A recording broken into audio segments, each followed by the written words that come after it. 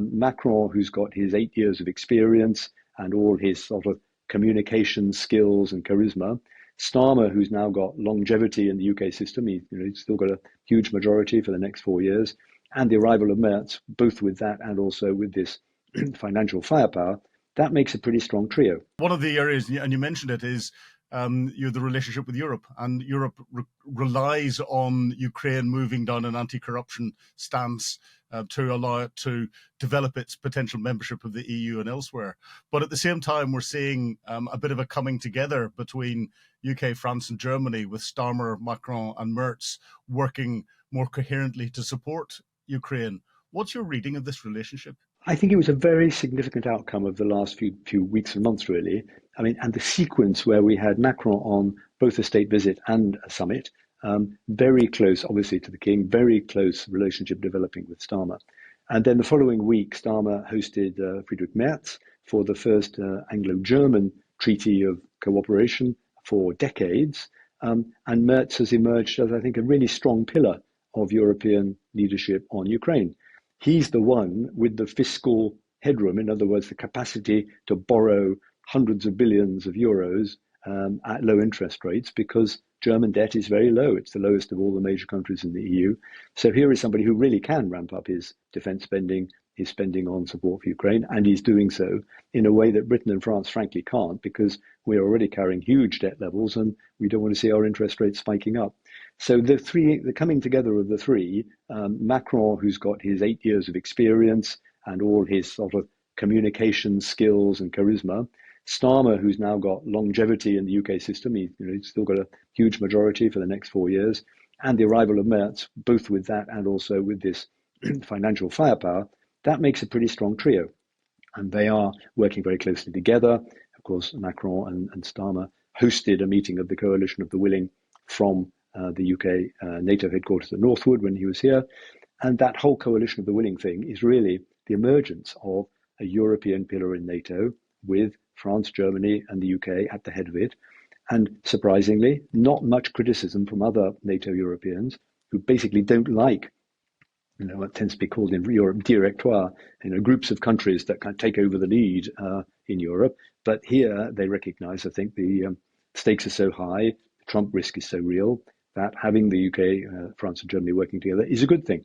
So all of that to say, that I think is a stabilizing factor in European support for Ukraine. But you're right to say that there are other European countries who are getting distinctly tired of having to fund Ukraine. The further away you go from the front line, by the time you get to Spain, there's not much appetite there for spending either on defense or on economic support. And then there are countries like, of course, Hungary and Slovakia, who are actively trying to undermine a European position. So any sign that Zelensky is not making real efforts to move in the direction of proper governance, being held to account, anti-corruption, all those kinds of things.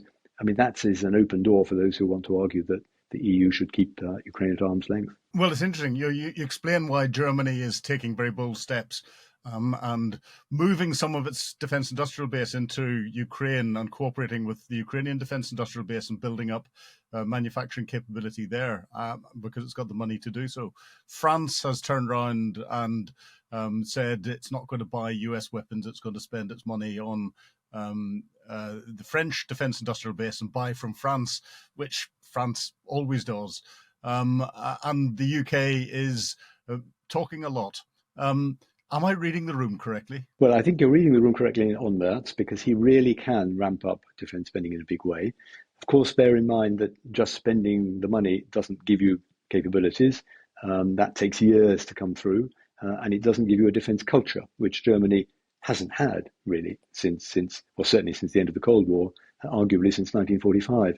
Whereas Britain and France do. I mean, our armed forces are used to going out and fighting and doing expeditionary campaigns, not always successful. So there's a military culture in France and Germany, but there isn't the money. And certainly Macron has demanded that his government find the money to do big increases in defence spending. His government is frankly hanging by a thread and might fall in the autumn over budget problems. And yes, they've never wanted to buy American equipment unless there was absolutely no alternative. And so they are pushing very strongly for European capabilities. And actually, I think both the Germans and also the British are interested in that as well, because everyone's watched how the US have switched off arms deliveries to Ukraine, maybe beginning to switch them on again, even switched off kind of weapon systems and said that you cannot use the HIMARS missiles that they got under Biden to attack Russia. So having American weapons in your inventory also means you're running a risk that if the Americans don't want you to use them, they'll find ways of stopping you or not supplying you spares or whatever. So there is a real push now to use European money to buy more European capabilities, ammunition, missiles, weapon systems. And I think the UK wants to be part of that. It's all part of the UK-EU reset that we've heard a lot about. Still not happened yet. Still texts have to be agreed. But that is the new direction. And I think Germany can provide a bit of a lead on that because they can spend more money more quickly. And provided we can get a good deal with Europe that allows Britain to come in on European funded projects, with enough say, with enough influence, with enough capacity to shape the new products that are going to come down the line, then we're going to get a real European armaments industry rather than 3 or 4 different ones split across the continent. Yes, I don't think people realize that buying weapons isn't like buying a car. You buy a car from a German manufacturer and you can drive it anywhere you want and you don't have to ask the manufacturer.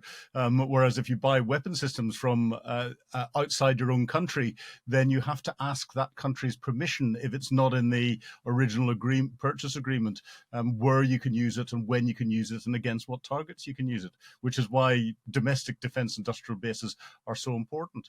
Is that something right. that you think as a country we need to realize more? You're quite right. I mean, of course, if you buy weapons from others and you use them defensively to protect your own country, that's one thing.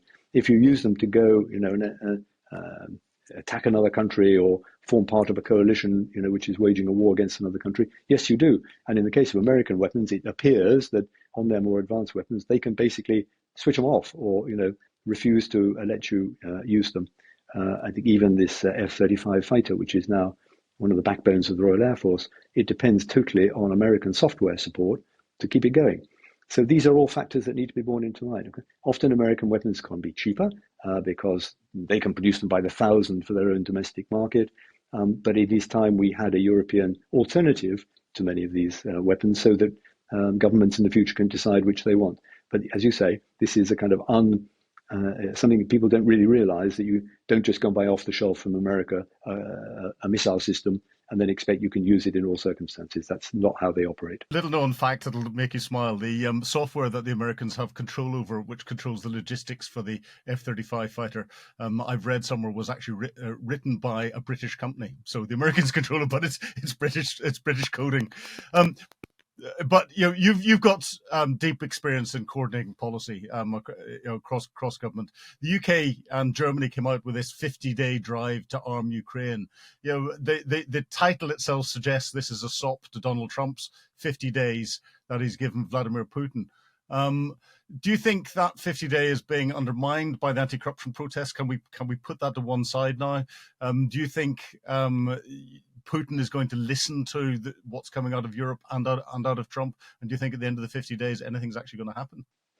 Well, I mean, of course, you can't rearm a country in 50 days. You probably can't even get a shipment of weapons from the UK to Ukraine across European borders in that time. You can make announcements, you can make commitments, and you can perhaps get some packages of weapons speeded up. So it's mostly a presentation. It's mostly the benefit of an announcement. As you say, there's a sort of parallel with Trump giving Putin 50 days. I do not think that the spat over the anti-corruption law, especially if it's rapidly overturned, as Zelensky seems to do now, will be a blocker on that. No, because we're playing a long game here to keep Ukraine going, to prevent Russia winning this war, to at least hold them to a kind of grinding draw and eventually get to some sort of ceasefire or armistice. And for that, we've got to supply a lot of weapons to Ukraine. So no, I think 50 days is just a kind of, a presentational device within that time to make some more big announcements about what will come in the next 1, 2, 3 years. But that's more relevant timescale to, for example, resupplying them with these Patriot missiles, which they desperately need. I mean, I don't think they're going to get many, if any, in 50 days, but they might get undertakings that more will be coming as soon as they can get them there. Mm-hmm. It's interesting. And of course, this week we've had another set of talks between the Ukrainians and the Russians in Istanbul. No breakthrough. I think it lasted a record-breaking 34 minutes before each side stood up and went off. You've been a diplomat. What was the real purpose of the meeting? Is it trying to keep Donald Trump on side? I think they agreed another prisoner exchange of 1,200. That's not unusual. And the Ukrainians have proposed a leaders' meeting at some stage in August, which to my mind seems to be them wrestling the initiative and trying to force Putin's hand. What's your reading of it all? I think the word that comes to my mind is performative. I mean, these talks clearly are not going anywhere. Russia and Ukraine sitting across the table are never going to agree, I don't think, without real pressure from outside, from China on Russia, from America on Ukraine. Not even the Europeans, I think, were going to have much leverage. So, yes, I think both sides don't want to look as if they're the ones refusing to meet with one eye on Donald Trump. They don't have any prospect of reaching any agreement except these sort of tactical agreements, which of course have their value as well, of prisoner exchanges and so on. But this process is going nowhere as a negotiation over a ceasefire. I don't believe that Putin has the least interest in a ceasefire. He still thinks he can win by holding out, grinding down the West, grinding down European patience, and killing as many Ukrainians as he can till they run out of further conscripts and recruits. So he is going to keep going. And that's where I come to what I was saying about spectacular mishandling of Trump. I mean, we all thought in the early days of Trump that Putin had him in his pocket. He seemed to be leaning over backwards to appease Putin, while being tough on Zelensky. Well, now we've got Trump sounding increasingly angry with Putin. He has nice conversations on the phone, and then Putin goes and fires the largest number of drones and missiles at Ukraine overnight ever. And he is getting impatient with him. And he's now, thank goodness, agreed to supply NATO with more of the Patriot batteries and so on, which they can then pass to Ukraine. So that's good.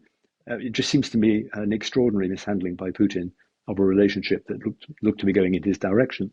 And now he's back in a at least Trump is neutral between the two, but he's no longer trying to help Putin to get to the negotiating table. I think he's lost confidence in Putin as wanting a deal, actually. Mm-hmm. Do you think it was naive of us to believe that the Americans were going to continue to supply weapons at no cost to someone else? Given Lend-Lease during the Second World War, Trump seems to have just resurrected that and is now getting European NATO nations to pay for U.S. Arms supplies. At the end of the 50 days, do you think Trump will actually turn around and put secondary sanctions on different countries and live up to the threats that he's given? Or is he likely to extend it and potentially set the conditions just to walk away from something he has failed to solve? I'm not sure I'm going to try and predict how Trump's going to jump on tariffs. I mean, history suggests it's completely impossible to predict it anyway. First of all, I think if a Democrat had won the election campaign in the US, then high level of US support to Ukraine would have continued, because I think on the Democrat side of politics in the US, and some in the Republicans in Congress, they see that this is not just a war over Ukraine. It's a war that is really about who is going to dominate in Europe. Is NATO still capable of deterring a major adversary like Russia? And therefore there's more at stake, and therefore the Americans would stay involved. I think that would have been the Democrat president's approach. Obviously, with Trump, that's not going to be the case. In fact, he hasn't completely cut off Ukraine, which some feared. They still are providing intelligence. They are still providing some small packages of weapons. I saw recently a couple of packages worth $300 million, mostly of spares to keep existing things going. Were shipped. So they are continuing at a lower level. But yes, major defense equipment now Trump expects to be paid for. He thought that the Americans were being ripped off, and therefore the deal is that the Europeans will buy the weapons, pass them on to the Ukrainians.